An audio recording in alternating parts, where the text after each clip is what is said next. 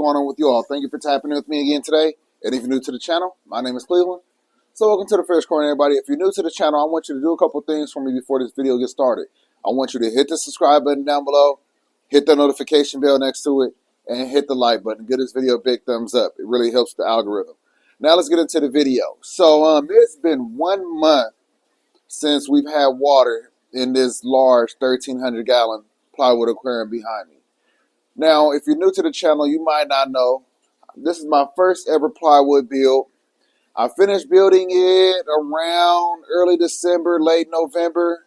I got water in it a little bit over a month ago, about a month and 2 days. So I thought it'd be proper to give you guys a good update. So the first 1 month update of this plywood aquarium. Now this thing is 12 foot long. It is 4 foot from front to back. It is 4 foot tall. So this thing is on a 3 foot stand, 4 foot tank. The top of this thing reaches 7 feet tall.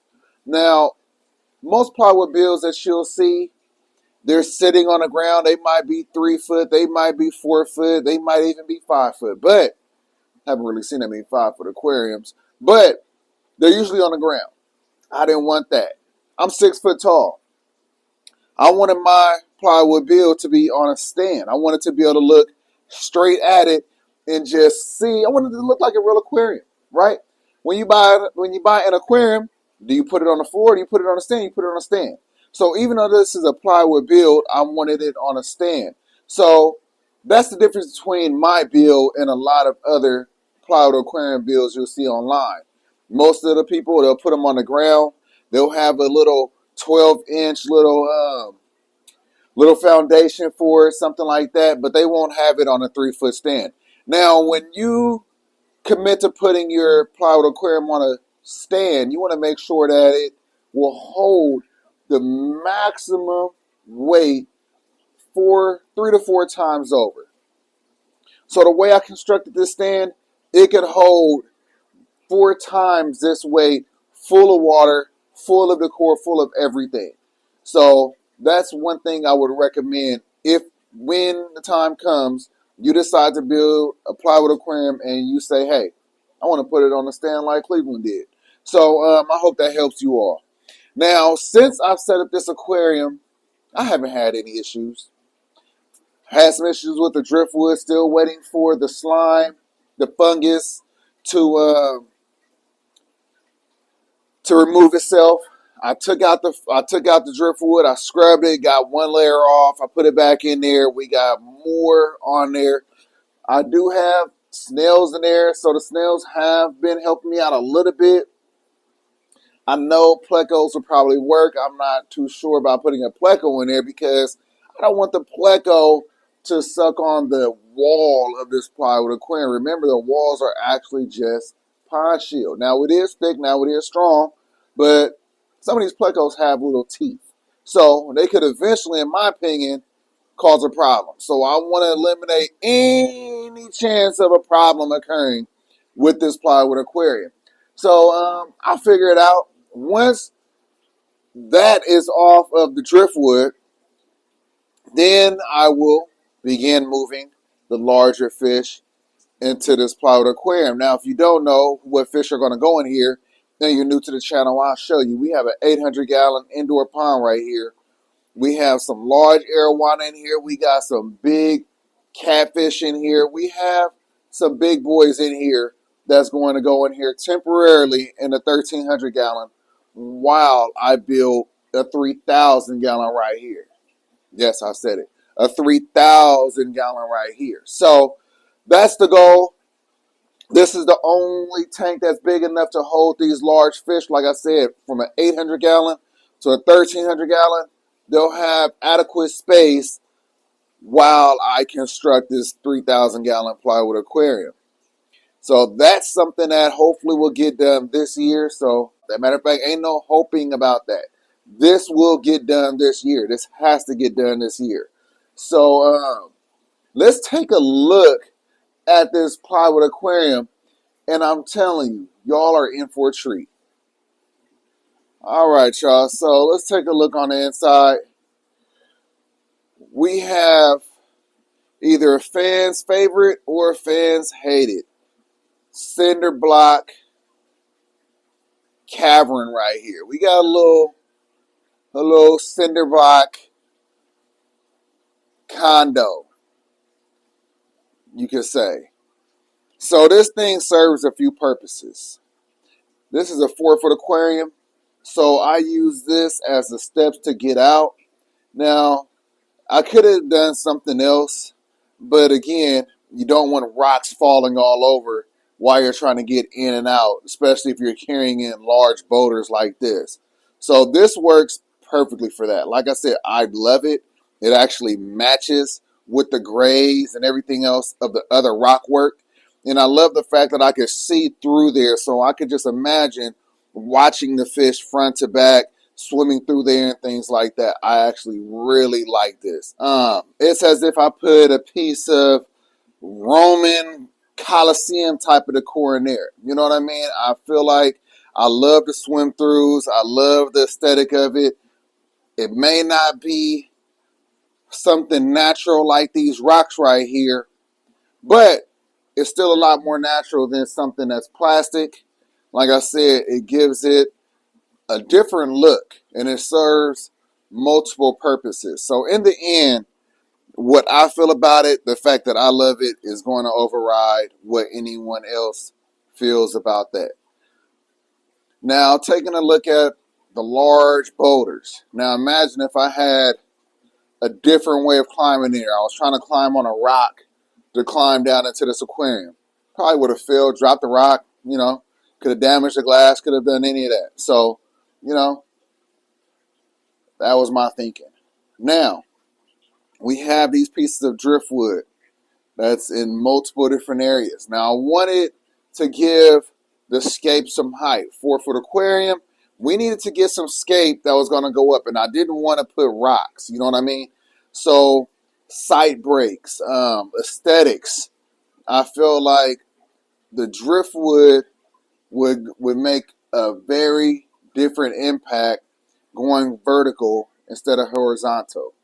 So, and as you can see, it does have some fuzz on it, some slime. That's what I'm talking about that I need to have removed from this aquarium. Now, it won't harm fish, but it is unsightly. Take a look. We got some more right there. We got some more growing over there on that piece of driftwood, on that driftwood. But overall, the scape came out exactly the way I wanted it to come out. Very, very natural looking. Looks like something that you would find out in the wild. The water is so clear, you wouldn't even think there's water in here. So, it cleared up nicely from the last video, OGs. Y'all remember that? Y'all remember how it looked? Now, we do have some stuff up top that does need to come out. And over on this side, it's not there at all. But yeah, I'm pretty sure that's because of the driftwood breaking down and things like that. So eventually that will also be removed from the aquarium. We have circulation pumps pushing the water this way. We got this one that I'm going to position going up to push the water that way to hit the wall, come down, and then it'll suck up through the pump down below. We got a nice 1,000 watt heater in here. Yes, that's all this thing needs. 1,000 watts. So the things that I encountered with building this plywood aquarium is it was a lot of firsts for me, y'all.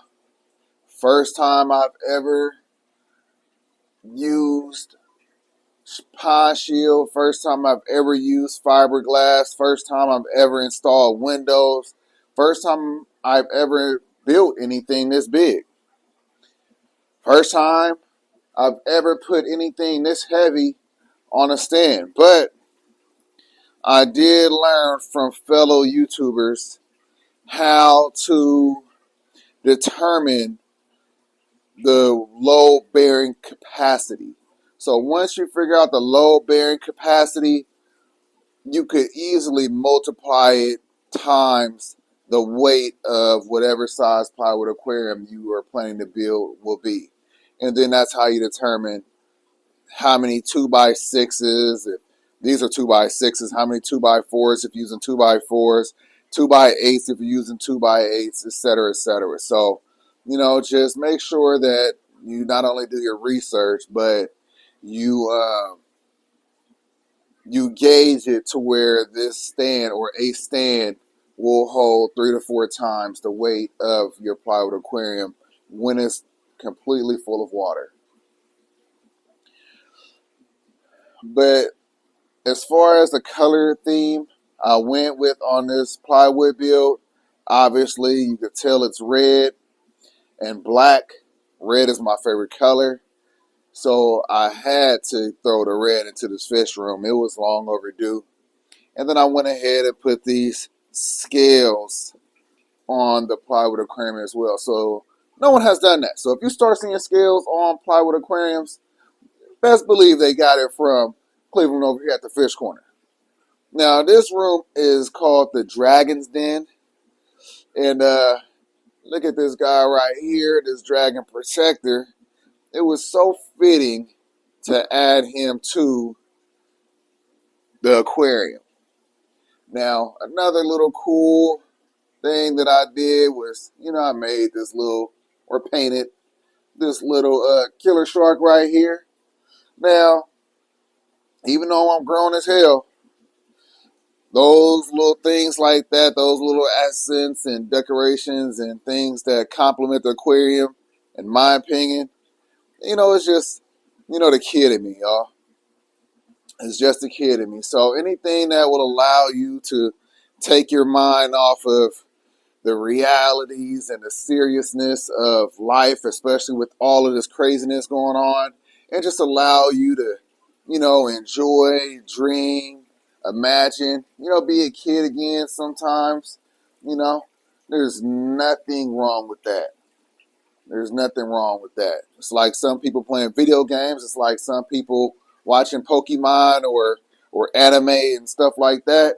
I don't watch Pokemon or anime, and I don't play video games, but I definitely like what I like. And when someone recommended the Dragon's Den for the name of this room because of the scales, I was like, most definitely. Let me find me a cool dragon that I could put into the fish room. And that's what I found. So that's about it. Just wanted to give you all an update. Like I said, it has been holding exceptionally well.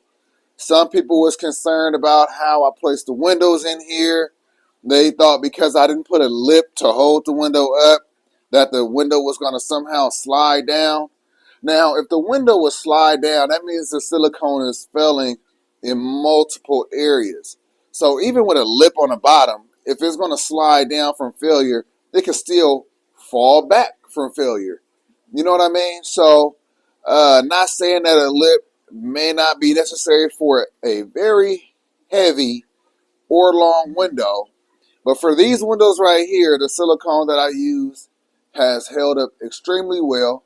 I have done research and seen plenty of YouTubers that made it just like I made it with no lip, and 5 years later, it's still holding perfectly.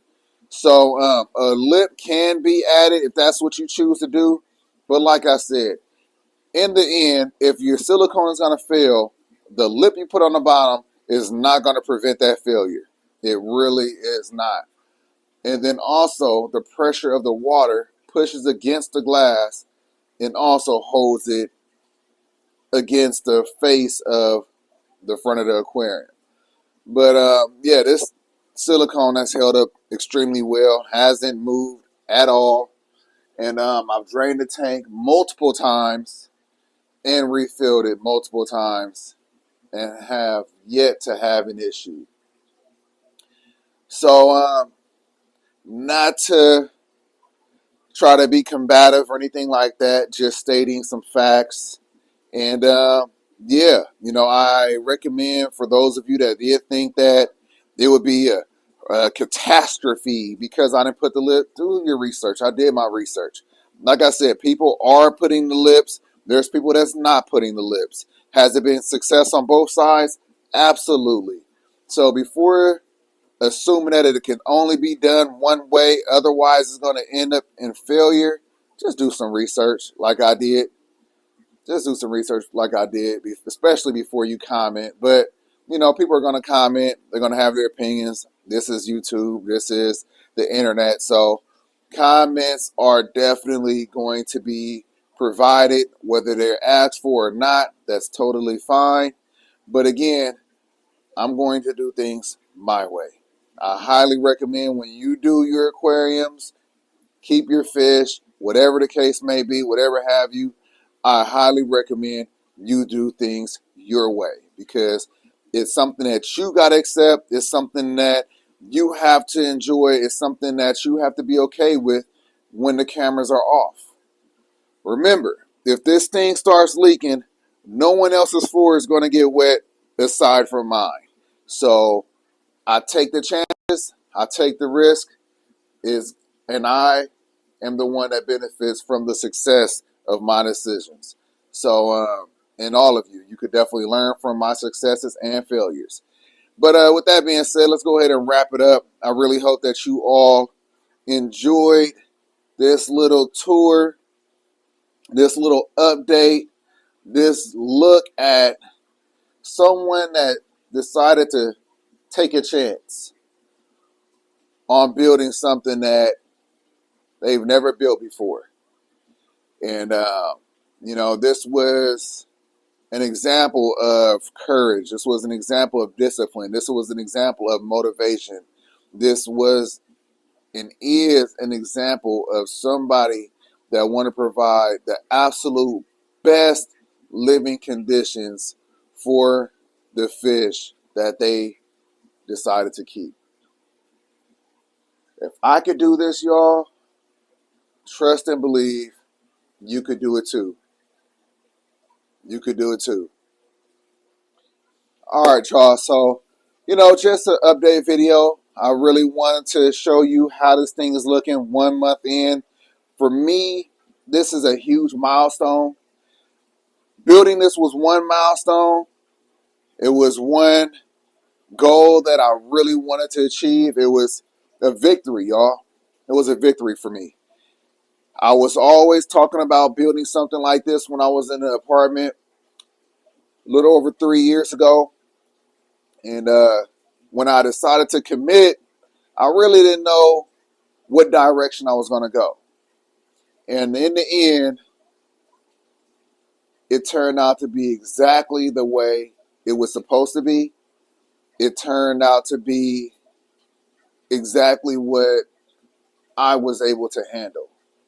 So if you have any questions on this build, any questions I could possibly help you all with to give you the confidence to build something like this for yourself, it don't have to be this big. It could be half this big, whatever the case may be. But if you need some questions answered, there's some things that you're wondering, the comment section down below is just for that. Now, like I said, if I could do this, you could do it. Trust me. It don't matter if it seems overwhelming. Take it a little day at a time. This thing took me about 3 months to build. 3 months to build. I overbuilt it. So, yeah, don't be afraid to try. Don't be afraid to fail. Without failure, there's no successes, right? There's no learning curve. We learn from our failures. It's not a failure unless you give up. But anyway, I really hope that you all enjoyed this video. I hope that you learned something. I hope that you were inspired by something. And if you're new to the channel, do a few things for me like I said in the beginning. Hit that subscribe button. Hit that notification bell. And everyone, please do something for me. If you like the video, like the damn video. Peace.